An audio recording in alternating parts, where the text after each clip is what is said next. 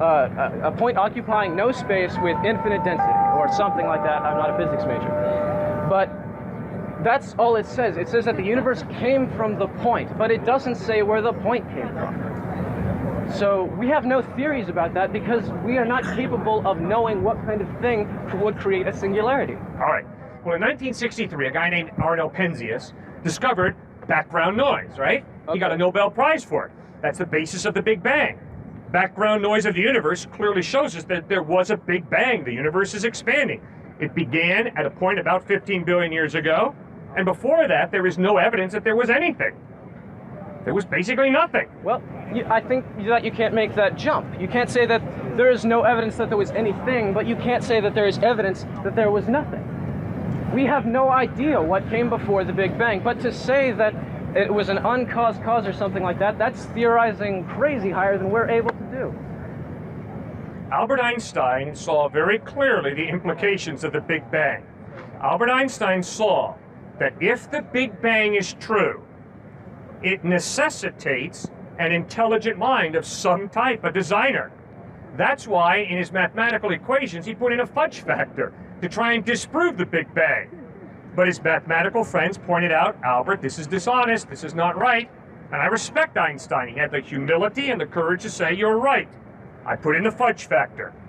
The Big Bang is true, and that is why there's got to be a designer. And I respect Einstein. He moved from pantheism to theism, to acknowledging there's got to be a designer. There's got to be a mind. Because this thing was the beginning. It started. Before that, there was nothing. We don't know that. I'm sorry, just to interrupt with your flow. It's okay. Okay, well... And Einstein became a respecter of the intelligent mind behind it all. He didn't get specific, but... Well, I, of course, have respect for Einstein, though not necessarily as much as I should. And, you know, the reference to his conversion to theism is a good point for your argument, but it's not... We can't argue about it. You just say Einstein believed this, and okay, yes, Einstein believed that, and that does kind of lend credibility to your argument. I can't argue with it. Well, it's an example from an atheist going to point of theism. Anthony Flew is the same way. Anthony Flew, a brilliant atheist philosopher, a few years ago, converted from atheism to theism. Why? Because the order and design of the universe, which is being discovered in more and more intricate ways, points to a designer. And Anthony Flew said, I've got to follow the evidence. There's got to be some type of creator. Well, right now, excluding the references to smart people who converted to theism, right now we're talking about the Big Bang, and that's not, we haven't moved on to the complexity of the universe, though I would like to do so now. All right, go ahead. With, you know, okay, the human eye, or the complexity of life, because God knows it's so complex, and the ongoing complexity of the universe and physics and all of that. It is extraordinary, undoubtedly. But evolution explains how simpler things can become more complex. So, you know, the reason that you look to a designer when you see the Golden Gate Bridge, and the same with humanity, is because of its complexity. Mm-hmm. Golden Gate Bridge cannot form on its, own. Right. Because it's just so, we see patterns and symmetry, and we love it. Complex design. But evolution explains how simpler things can become more complex.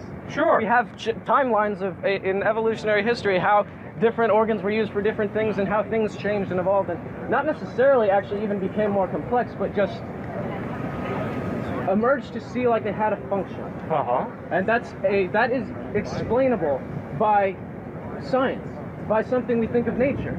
So God is not required, though it does kind of lend credibility to the argument, but God is not required. It's not proof. I agree it's not proof.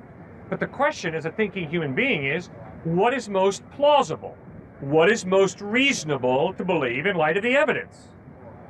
And there is absolutely no evidence that I've ever found that complex design comes about by chance. A delicious meal points to a cook. A painting points to a painter. A BMW does not point to a hurricane going through a scrap metal yard. It points to a mechanic. Everything in my experience shows me that complex design implies designer. So why would I part company with all my experience in life and say, but I think it's more reasonable to believe that the incredible complexity of the universe came about by chance? Okay.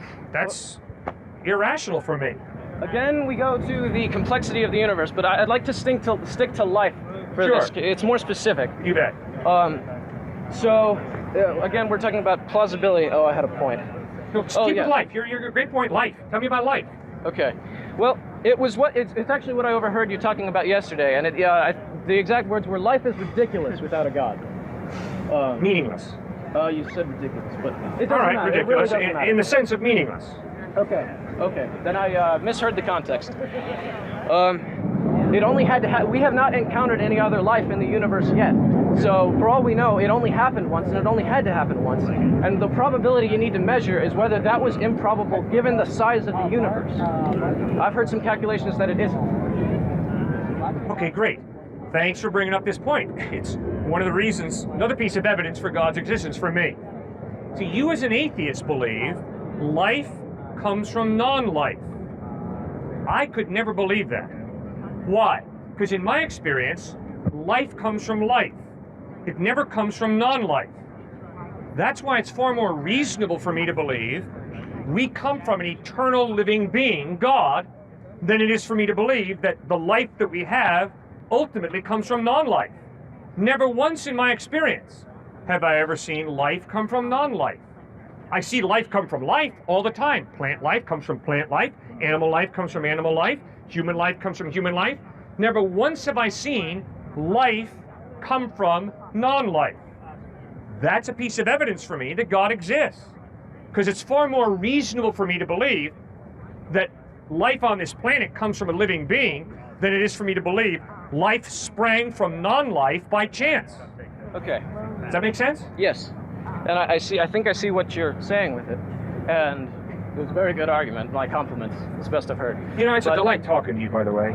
Some people have an attitude that's incredible, but it's a delight talking with you, Russell. Thanks for treating me the way you do. I hope I'm treating you the same way. Well, yes, you have been, actually. Good. But, all right, so my point was that science does, life is incredible. Life is difficult to imagine having come from nothing. But given all of the facts that we have seen, there's no reason, you were saying you've seen life come from life and you don't see a reason why it could have not. But I say there is no reason to think that it could have not, given the size of the universe. Okay. Okay, but then my question is, wait a second. You believe in the Big Bang, right?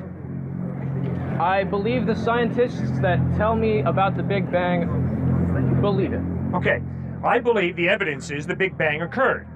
It occurred about 15 billion years ago. So we don't have eternity for life to come about.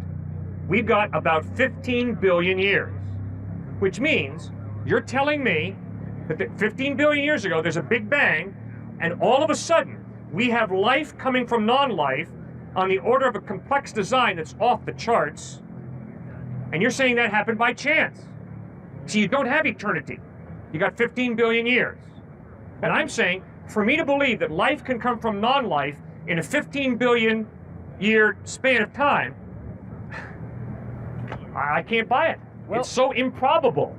I would like to say, well, 15 billion years is an incomprehensibly large number. We can comprehend sizes, hundreds, thousands, millions, but only mathematically can we understand things. And like even a year, we experience a year moment by moment, but to experience a whole year, we can't comprehend that. We can't comprehend the length of a year, I say. But my point is that 15 billion years is an incomprehensibly large number, and to say something could not happen in 15 billion years would have to be something that you mathematically prove, not something that you could look at and comprehend and understand. Also, the size of the universe is so big, and this makes 15 billion years look small, that, again, to say that it wouldn't happen in that huge expanse is another, I think, faulty assumption. Okay. All right. Let's go play poker. I'm dealing. Russell, if I'm dealing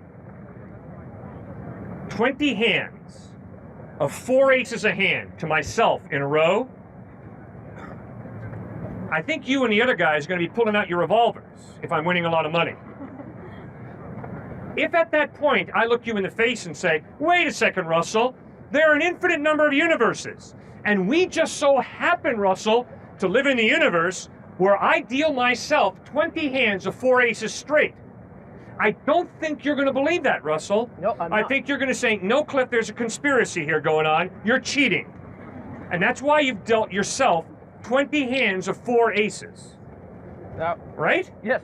Okay, there's got to be an intelligent mind involved in this equation. The idea that, well, you know, man, there are an infinite number of universes, and we just so happen to live in the universe where I deal myself 20 straight hands of 4 aces. Come on, man. That is so improbable as to be ludicrous, isn't it? Yes, actually. Man, you're a delight to talk to. Thank you. I appreciate it, man. I mean, other guys will stand out here and say, oh, no, no, no, no, no. I agree that there's, Okay. it would never happen on Earth that a person could deal themselves so, you know, that improbable of a set of hands. And this comes back to that dead planet thing I was talking about earlier. But we have all these billions of planets to play with. And life only had to happen on one, and when that life came about, it would look at itself and say, wow, I am really improbable, because look at all these planets that don't have life. Uh-huh.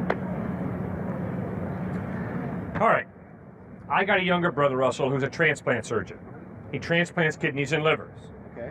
I can promise you, Russell, if you and I have kidney or liver failure, we're not going to go to some homeless guy who's never gone to med school.